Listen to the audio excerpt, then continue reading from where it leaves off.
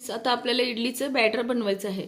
त्यासाठी आपण 3 वाटी रवा घेतलेला आहे आणि त्याच वाटीने 1 वाटी उडदाची डाळ घेतलेली आहे आणि त्याच्यामध्ये 1 मूठ साबुदाणा घातलेला आहे आणि अर्धा चमचा मेथ्या भिजू घातलेल्या आहेत।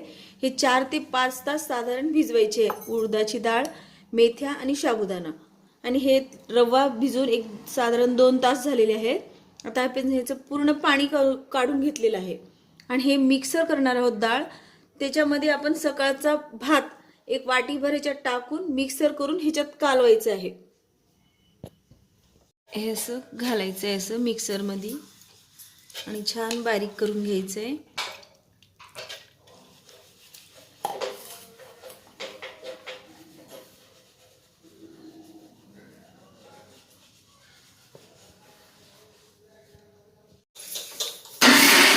हे इडली रवा कुठेही किराणा दुकानात भेटतं आणि आता हे बॅटर बनवलेलं मी ह्यात कालवत आहे।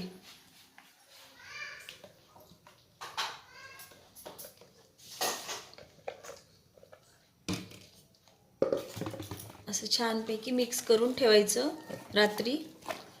आणि हे उन्हाळ्यामध्ये हाताने करायचं नाही आणि थंडीमध्ये मात्र असं हाताने करायचं, म्हणजे छान आंबून येते सकाळपर्यंत। Friends, good morning. मी हे रात्री बॅटर बनवलेलं आहे।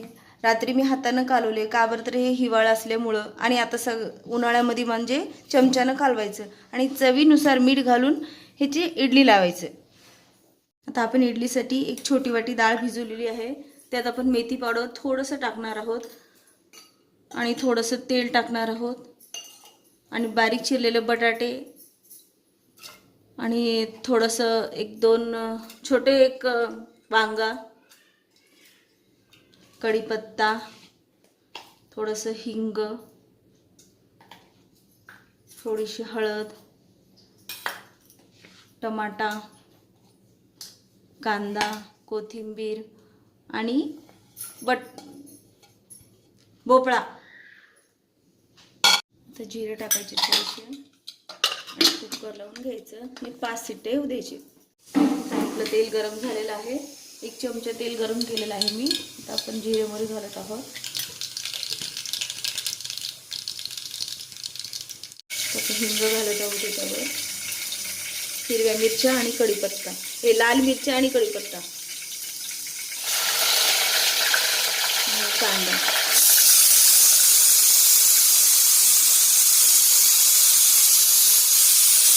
भोपळा घालत आहे मी,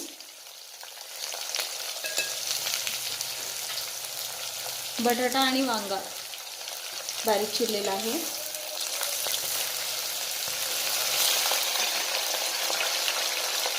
टमाटा घालत आहे,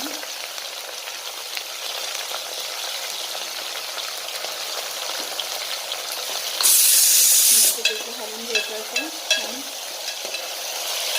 कडे शेवग्याच्या शेंगा अवेलेबल नसल्यामुळे मी घातले नाहीत, शेवग्याच्या शेंगा घातल्यावर खूप छान चव येते। आणि त्यात थोडंसं हळद ॲड करणार आहोत, चवीनुसार मीठ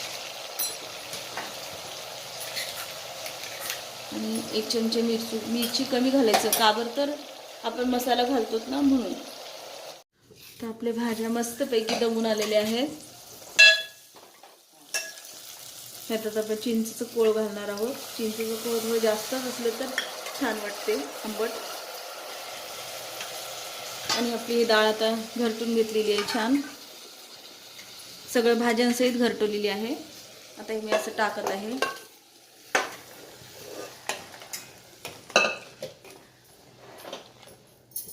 आपण छान भाज्या घरटून घेतल्यामुळं डाळीला चव खूप छान येते। आणि मी गरम पाणी केलेलं आहे ते ॲड करणार आहे। मस्त कलर आलेला आहे। तर मी खोबरं खिसलेलं घालत आहे थोडंसं वर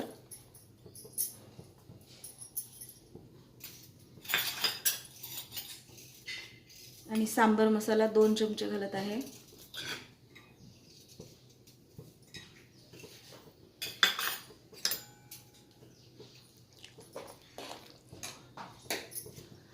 आणि गूळ बारीक केलेला आहे, गूळ पण घालत आहे, आंबट गोड चव असं खूप छान लागते।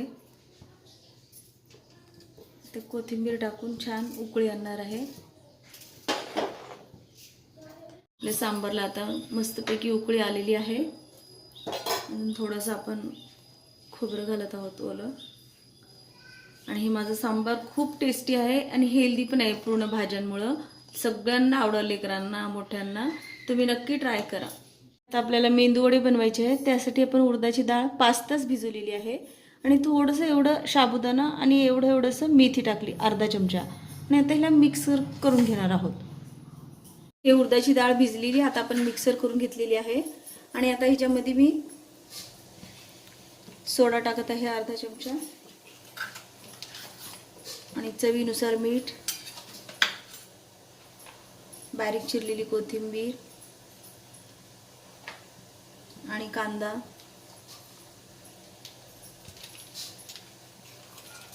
हिरव्या मिरचीची पेस्ट, हिरवी मिरची, जिरे आणि मीठ. आता यात आपल्याला छान कालवून घ्यायचं आहे. आता हे आपण बाउलमध्ये पाणी घेतलेलं आहे आणि आता बॅटर मिक्स झालं सगळं. असं वडा लावून घेणार आहोत पाण्यात हात बुडवून. आणि आपलं तेल गरम झालेलं आहे.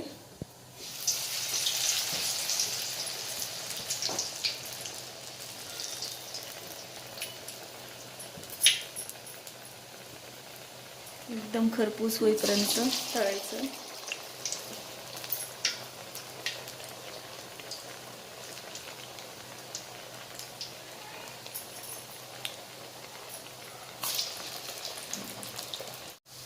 तर आपले हे वडे मस्तपैकी स्लोवर खरपूस झालेले आहेत तळून. पूर्ण तेल निथळून काढायचं आहे. बिलकुल तेलकट वगैरे होतच नाही.